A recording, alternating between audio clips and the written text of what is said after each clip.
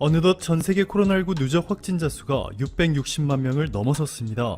자, 그런데 그래프를 보시면 코로나19는 4월까지 무서운 속도로 확산했다가 5월부터 눈에 띄는 속도로 줄어들기 시작했습니다. 온도가 높은 지역에서는 바이러스의 전염이 약해지는 특성 덕분에 베트남을 포함한 동남아 국가들은 다른 국가들에 비해 이른 시기에 코로나19 청정 지역이 될 수 있었습니다. 베트남은 현재까지 총 328명의 확진자가 나왔고 이 중에서 302명이 귀가 조치, 사망은 없다고 보고됐습니다.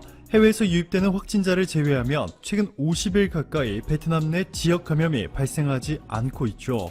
자, 그런데 충격적이게도 코로나19가 가장 빠르게 확산했던 올해 1월부터 4월까지 베트남이 총 4억 1,570만 장의 마스크를 수출했는데 특히 4월 1일부터 19일 사이 만든 8,819만 장의 마스크 중에서 무려 3,270만 장을 일본에 보낸 것으로 전해졌습니다. 베트남 정부가 운영하는 일간지 베트남 뉴스의 보도에 따르면 베트남이 4월 19일 동안 수출한 8,819만 장의 마스크 중에서 3,270만 장이 일본으로 향했고 한국이 1,710만 장, 독일 1,110만 장, 미국 1,040만 장 순이었는데 베트남의 쩐비의 동스언니트 대표는 의료용품을 제작해본 적은 없지만 일본에서 향균 기술을 전수받아 마스크를 생산하고 있다 전했습니다. 이뿐만이 아니라 베트남은 일본과 손잡고 새로운 코로나19 진단키트를 개발했고 일본의 도시미스 외무상은 코로나19 대응을 위해 베트남을 적극적으로 돕겠다며 일본에 20억 원 상당을 지원하겠다 밝혔습니다.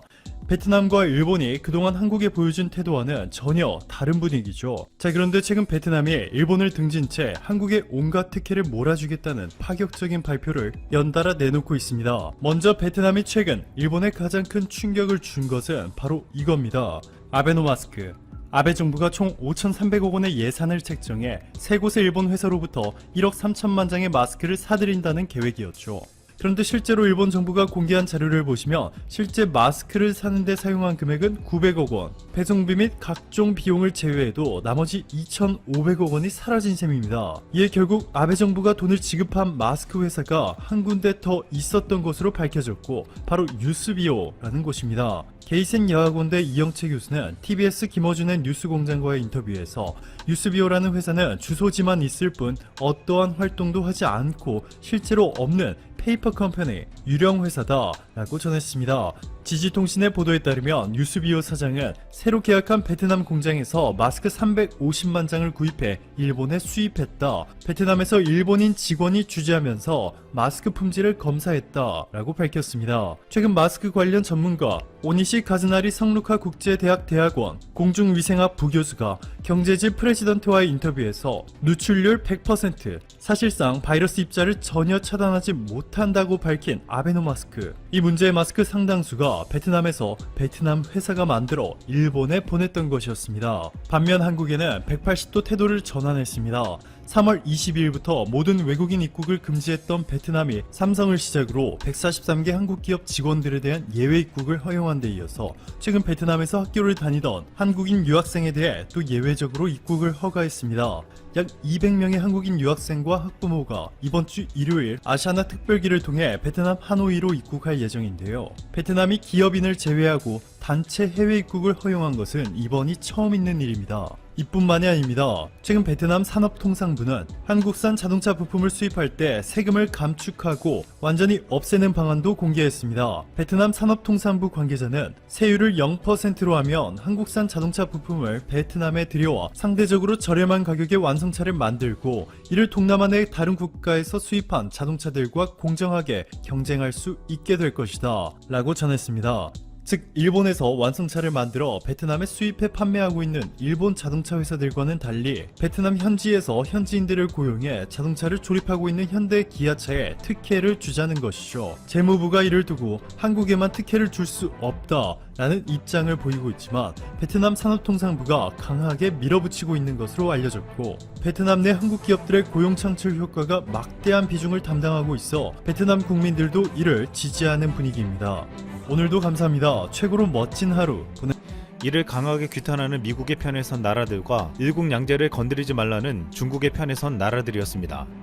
영국, 호주, 캐나다는 홍콩 보안법을 규탄하며 미국의 편에 섰고 베트남, 러시아, 이란은 중국을 지지했습니다.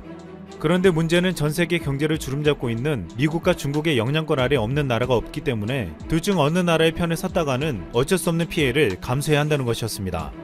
우리나라도 최고의 동맹국인 미국과 최고의 교역국인 중국 사이에서 국익을 위해서라면 어느 한편에 서기가 힘들었습니다. 많은 국내의 전문가들은 한국은 중립 외교를 펼쳐야 한다고 주장하며 둘 사이에서 난처해진 상황을 전망했는데 침묵하던 한국 정부가 드디어 입장을 발표했습니다. 1984년 중형 공동성명의 내용을 존중한다. 한국 외교부는 홍콩보안법에 대한 찬반을 이야기하기보다는 1984년 중국과 영국 사이에 체결된 협약을 존중한다고 말했습니다. 이 협약은 1997년 7월 영국이 홍콩에 중국을 반환하고 홍콩에 특별행정구를 설치하는 동시에 반환 후 50년간 현행체제를 유지하며 홍콩 주민의 자치를 인정한다는 내용이었습니다. 결국 한국은 어느 편에 서지 않으면서도 홍콩은 중요한 지역으로 일국양제와 홍콩의 번영과 발전이 지속되는 것이 중요하다고 말한 것입니다. 국내 네티즌들은 이것이 2020년 한국의 외교력이라고 하면서 와우, 이런 돌려차기가 가능한 나라가 대단히 좋다, 회피력 오졌다 등의 표현으로 놀라움을 표현했습니다. 또한 트럼프 대통령이 G7 정상회의에 한국을 초청하겠다고 밝히자 미국이 중국을 견제하려는 의도라고 하면서 한국이 난처한 상황에 놓여있다고 했습니다. 일본은 이것을 한국이 미중 갈등의 중심에 꼈다고 표현하면서 정상회의 멤버를 갑자기 늘리는 건 무리라며 한국의 참가를 탐탁치 않아 했습니다. 특히 중국을 완전히 배제하는 듯한 미국의 초대에 중국이 가만히 있지 않을 것이라고 전망했습니다. 그런데 문재인 대통령은 트럼프 대통령의 제안을 바로 받아들였고 청와대는 이어서 놀라운 발표를 했습니다. 문재인 대통령 방미가 성사된다면 G7의 옵서버 자격으로 가는 일시적인 성격이 아니라 한국이 G11 또는 G12라는 새로운 국제체제의 정식 멤버가 되는 것이라고 했습니다. 이것은 우리나라가 세계 질서를 이끄는 리더 국가 중 하나가 된다는 의미라고 했습니다. 그러면서 이에 대해 중국이 반발하지 않을 것이라고 확신 있게 말했습니다. 실제로 청와대의 말처럼 중국은 반발하지 않았습니다. 중국은 트럼프 대통령이 문재인 대통령을 초청한 G7 확대에 대해 세계 평화와 다자주의 수호에 도움이 될 것이라며 긍정적인 반응을 보였습니다. 이같이 중국이 한국의 결정에 긍정적으로 나온 데는 현재 중국이 국제사회에서 수세에 몰렸기 때문이라는 분석도 있었지만 놀라운 한국의 외교력이 있었다는 말이 나오고 있습니다.